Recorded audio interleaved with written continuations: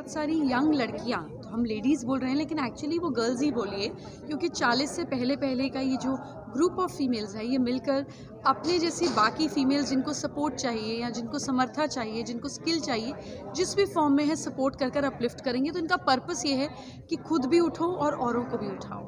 तो जिन लोगों को प्रिविलेज नहीं है, जो काम नहीं कर सकते हैं या जिनको पता नहीं क्या करना है, डायरेक्शन ना होना भी तो एक इतनी बड़ी प्रॉब्लम है।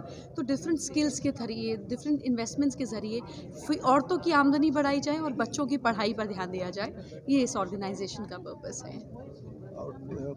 ये लोग जैसे प्रॉक्टर एंड गैम्बल इनके बोर्ड पर हैं, तो ये लोग जो ऑर्गेनाइजेशन से पैसे आते हैं उतने ही आधे पैसे खुद लोग लगाते हैं अपने ग्रुप के। जैसे कहीं से 5 लाख आया तो फिर 5 लाख लगाया, फिर वो बच्चों के स्कूल फॉर्मेशन, कई बार गवर्नमेंट स्कूल या प्राइवेट स्कूल भी इतने ख़राब हालत में होते हैं कि बच्चों का जाने का भी मन नहीं करता। So they do lot of development around school education like that. अगर ईगो कम हो तो रिश्ते, मुझे लगता है कि बड़े बैलेंस और ठीक हो जाए। कोई भी रिश्ता हो, बिना ईगो के तो नहीं झगड़ा हो सकता। बच्चा जवाब दे और आप बोले मैं माँ हूँ, मुझे कैसे बोला, तो लोग आ गई problem.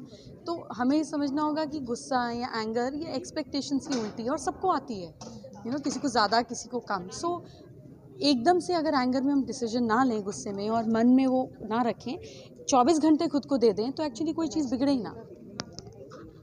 A very bad face for human kind, Covid की वजह से जो हुआ। पर हमें समझना पड़ेगा कि आप अपने घर में जानवर रखते हैं, उसको बांधते हैं, आप अपने घर में मछलियाँ रखते हैं, उनको बांधते हैं।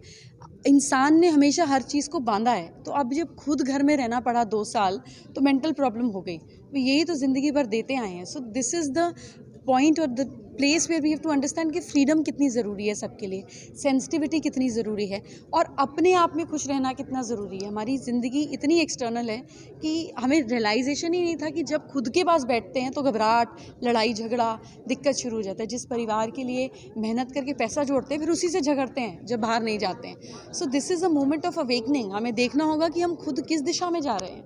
सिर्फ दौड़ रहे हैं, पता नहीं जा कहाँ रहे हैं, गोली घूम रहे हैं actually. So this mental illness is a little alarm कि आपका ओल्ड एज, आपका वो समय जब इतनी भाग दौड़ नहीं कर पाएंगे तो ऐसे ही बीतेगा। So this is the time, wake up and work on yourself. Science ये बोलती है कि हम जो अपने चेहरे के भाव रखते हैं वैसा ही इमोशन रिलीज़ होता है। तो दैट इज़ वाई आप योगा में देखिए, लोग हाथ उठाकर ज़ोर ज़ोर से हंसते हैं, because after a while it makes you feel happy. तो अगर आप 3 से 4 मिनट के लिए अपनी फेक स्माइल को होल्ड कर सकें, तो अगला आधा घंटा आपको स्माइल वाली चीज़ें ही याद आएंगी। इट्स जस्ट अपने दिमाग का मालिक बनना, स्लेव नहीं। यही खेल है ताकि हमारी इकोनॉमी वापस मार्च तक काफ़ी बेटर हो जाएगी। ये ऐसी बुरे वक्त की बात है कि जो है वो है, और हम सब जो लोग अफोर्ड कर सकते हैं, आप हम जितना भी कर सकें, कोई 100 रुपये, कोई 50, कोई 2000, कोई लाख, 10 लाख, अपनी समर्था के हिसाब से आज हमें उनका हाथ पकड़ना चाहिए जिन्हें ज़रूरत है। This is what we as humans should do. But मुझे लगता है कि 3-4 महीने के अंदर, अगर मार्च में हमारी कंट्री काफ़ी हद तक कोविड फ्री हो गई, तो फिर there is no looking back for us. इसके बाद हमारी एनर्जी, देखिए बहुत सारे लोग काम को कोसते थे, अरे यार फिर काम पे जाना पड़ेगा, फिर सुबह उठना पड़ेगा। तो हमें कदर भी समझ में आई है that we have to respect the work, we have to respect the relationship. जिन बच्चों के लिए लाला के घर में मुँह में रोटी डालते थे, उन्हीं के साथ 2 साल में इतने झगड़े किए हैं, उन्हीं के साथ इतना फ्रस्ट्रेशन रहा है, क्योंकि इसने पूरे मेंटल इक्विलिब्रियम को बिगाड़ दिया। लेकिन अगर हम भूल जाएंगे, जैसे हम हर सिचुएशन को भूल जाते हैं, तो फिर कई सालों बाद फिर ये रिपीटिशन होगा। We have to take our learning lessons back home. पर ये एक टेम्पररी तकलीफ़ है। जब बहुत ज़्यादा है तो आसपास से मदद मांगिए, आई एम श्योर लोग मदद करेंगे और ये धीरे धीरे ठीक हो जाएगा। जो ख़राब हुआ है चीज़, ये इवेंचुअली तो ठीक होगा ही ना। मैम, आपको लगता है ये पुरानी चीज़ें, जैसे कुछ लोगों को कलेक्ट करके रखने की आदत होती है घर में, तो उससे भी नेगेटिव एनर्जी कहीं क्रिएट होती है? कैसे, किस तरह से वो प्रॉब्लम नहीं है। नॉन वर्किंग पुरानी चीज़ों में प्रॉब्लम है। जो चीज़ काम की नहीं है वो हमारे शरीर को भी ज़रूरत नहीं है। आप सोचिए, आप रोज़ खाना खाएं और आप वॉशरूम नहीं जाएं तो आप पागल हो जाएंगे, फटने को हो जाएंगे।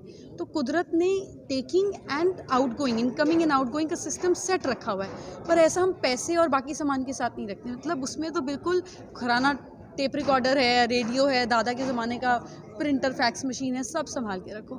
सो जो चीज़ नॉन वर्किंग है, चाहे वो पुरानी है या नई है, if it is not of any use और it is not in working condition, it should be given away, ताकि नई की जगह बनाएंगे जब पुराना जाएगा।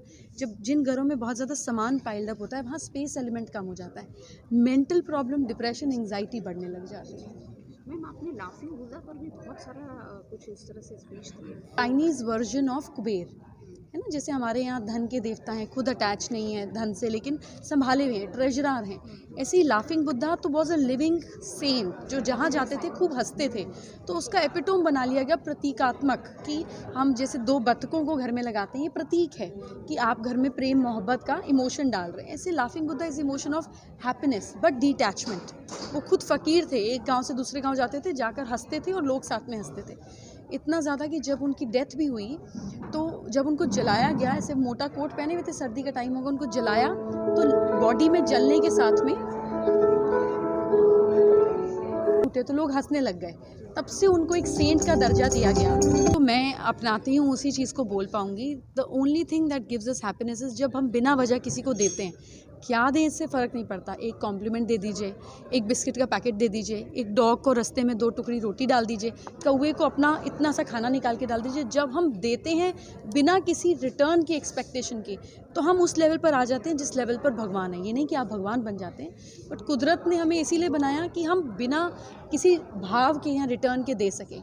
सो जब आप देते हैं तभी तो उसको देव बोलते हैं ना, जो देव है वो देव। तो आप में वो देवता वाली क्वालिटीज़ आ जाती है, जहाँ आपको देना आ जाता है विदाउट एनी एक्सपेक्टेशन।